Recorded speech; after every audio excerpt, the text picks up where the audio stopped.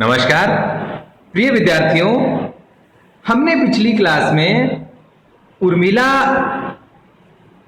के चरित्र राष्ट्रकवि मैथिली शरण गुप्त की उर्मिला के बारे में जो दृष्टि और पाठकों का वेदना के संबंध में जो नया दृष्टिकोण पाठक को मिला उस पर चर्चा की। अब हम ये जो कविता है उसकी भावार्थ व्याख्या करके देखें।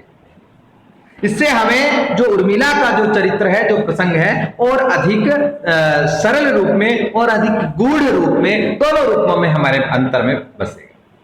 तो देखिए, पहली पंक्ति है, वेदने तू भी भली बनी। उर्मिला कहती है, हे वेदने, जो प्रिय के वियोग से जो तू उपजी है, प्रियतम के दूर जाने से जो तेरी अनुभूति मेरे भीतर आई है, वो तू मेरे लिए भली बनी है। मैं तुझे बुरी नहीं कहूंगा, क्योंकि मैं उस रूप वाली तुझे उस रूप में नहीं ले रही हूं, इसलिए तू तो मेरे लिए बहुत भली बनी है। पाई मैंने आज तुझी में अपनी चाह गनी, और वेदने मैं तो तुझे धन्यवाद देती हूं, मैं तो तुम्हारी ऋणी हूं कि मैंने तो जो मेरी प्रियतम भाव की जो चाह थी, प्रियतम की जो चाहना प्रेम था, वो तेरे कारण और अधिक बढ़ा है। तो वो जो चाह, तुझसे तो मेरी चाह पैदा हुई है, क्योंकि जब तक कोई पास होता है तब उसके पास होने की अनुभूति अपनी गहराई में नहीं महसूस होती है। जब कोई दूर जाता है तब उसकी अनुभूति गहराई में महसूस होती है। और उर्मिला ने उसी वेदना को इसके लिए बताया कि पाई मैंने आज तुझी में अपनी चाह गनी, और मैंने तो आज तुझ में अपनी घनी चाह इच्छा को महसूस किया है, प्राप्त किया है। मुझे लगता है तू नहीं होती तो इतनी घनी चाह, इतने सघन रूप में प्रियतम की चाह मेरे अंदर नहीं होती। नई किरण छोड़ी है तूने, तू वह हीर कनी, और हे वेदने, तूने तो मेरे भीतर विरह की, वियोग की, प्रियतम के चाह की, प्रियतम को प्राप्त करने की, प्रेम की एक नई किरण पैदा कर दी है। देखिए कितना सकारात्मक रूप लिया है।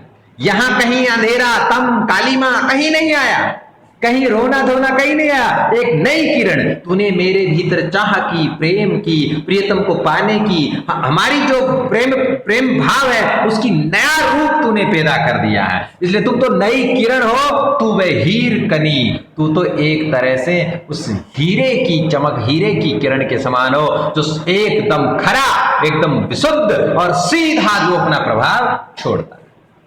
सजग रहूं मैं साल हृदय में, ओ प्रिय विशक अनी, और हे वेदने, तू तो बस इतना कर, मेरे हृदय में चुभती रहे, यानी अपनी अनुभूति कराती रहे। वेदने, तेरी अनुभूति से ही मेरे प्रियतम की चाह की जो भाव है वो बढ़ता जाएगा। इसलिए तू मुझे शालती रहे, तू मुझे पीड़ित करती रहे, तू मुझे अनुभूत कराती रहे, तू मुझे वियोग का एहसास कराती रहे। और जब तुम एहसास कराओगी तो सजग रहूं मैं सदैव सजग रहूंगी, सचेत रहूंगी। मैं एक पल, एक क्षण के लिए भी प्रियतम को भूल नहीं पाऊंगी।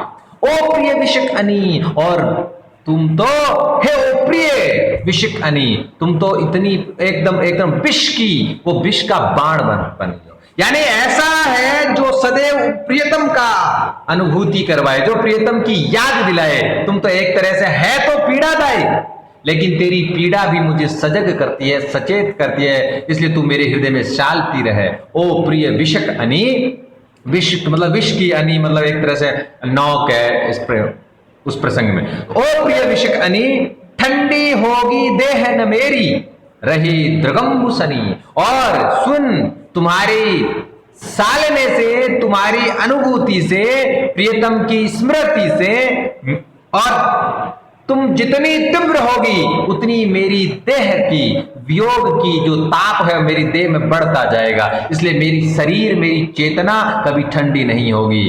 रहे द्रगम्बुसनी, और मेरे जो तन जो मेरा है वो मेरे नेत्रों के जल से सदैव सना हुआ रहेगा। यानी वेदना की अनुभूति, आंखों में अश्रु, तो निरंतर अगर तुम्हारी अनुभूति, तुम्हारे कारण जन्य आंखों से अश्रु बहते रहेंगे तो मेरी देह कभी ठंडी नहीं होगी। देखिए एक तरह से विरोधाभास जैसा आभास हो रहा है कि जल के होने से ताप कैसे बढ़ेगा, लेकिन ये प्रेम का प्रसंग है, क्योंकि जब वियोग जनित अश्रु बहेंगे तो शरीर में प्रियतम की चाह के कारण, उसकी वियोग की अनुभूति के कारण शरीर का ताप बढ़ता जाएगा। तू ही उसे उष्ण रखेगी मेरी तपन मनी, और हे वेदने तू ही तो है जो मेरे शरीर में प्रियतम की चाह रूपी उस लगन, उस निष्ठा, उस अनुभूति, उस प्रेम को सदैव उष्ण रखेगी, मेरे शरीर में प्रियतम होने की अनुभूति का एहसास कराती रहेगी। इसलिए तू तो वो तपन मणि है, तप्त कर देने वाली तपती हुई मणि है, खरी विशुद्ध मणि है। इसलिए तू तो ऐसी इसी प्रकार से वेदने मुझे चालती रहे, तू तो मेरे लिए भली है। तू ही उसे उष्ण रखेगी मेरी तपन मणि, अभाव की एक आत्मजे और अदृष्टि जनी, और हे वेदना आ जा तू, क्योंकि तू तो अभाव से पैदा होती और मेरे पास अभाव है। ये अभाव की आत्मजे और अदृष्टि जनी, यानी तू तो अभाव से पैदा होती है, अभाव ही तो तेरी मां है।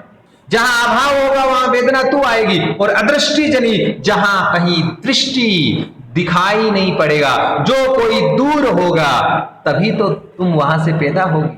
तो हे वेदने तू तो अभाव और अदृष्टि से पैदा हुई है, इसलिए तू आजा, मेरे पास अभाव भी है और प्रियतम मेरा मुझसे दूर है तो अदृष्टि भी है। तो ये देखिए कितना शानदार वेदना की किस प्रसंग में कैसे उत्पत्ति, कैसे अनुभूति, और फिर भी उर्मिला कहती है कि वेदने तू भी भले बनी। इस क्लास में इतना ही, आगे का जो प्रसंग है वो अगली क्लास।